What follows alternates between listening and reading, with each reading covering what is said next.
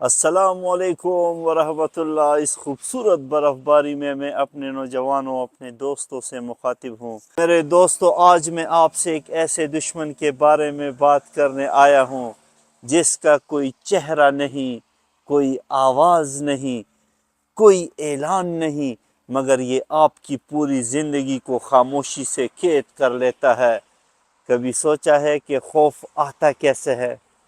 وہ آتے ہوئے ڈول نہیں بجاتا، وہ نعروں کے ساتھ نہیں آتا، وہ ایک سرگوشی بن کر آتا ہے، تمہارے کان کے بالکل قریب آ کر آہستہ سے کہتا ہے ابھی نہیں، تم تیار نہیں ہو۔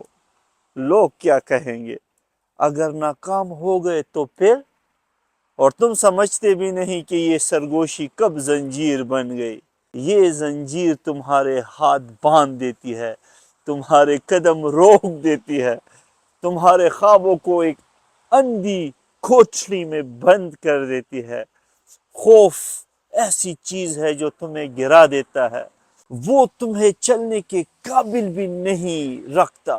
قرآن اس خاموش دشمن کا علاج بھی بتاتا ہے، اور قرآن میں ارشاد فرمایا کبھی مت کہو کہ میں کل یہ کروں گا، مگر یہ کہو کہ انشاءاللہ۔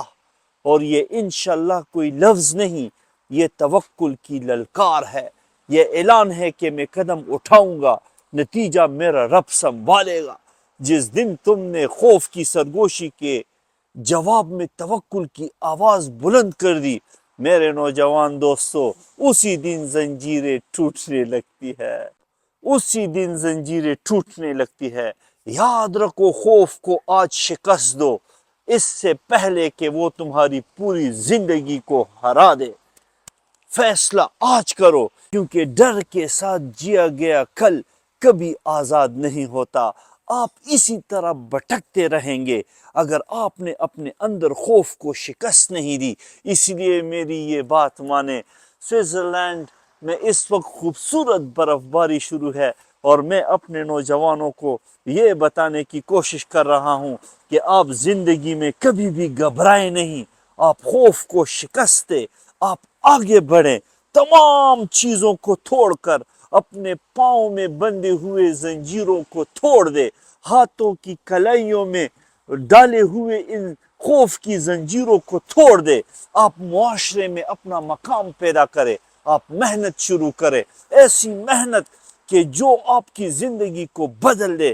لہٰذا میں تمام نوجوانوں کو کہتا ہوں کہ خدا را آپ لوگ آگے بڑھیں اور اپنی زندگی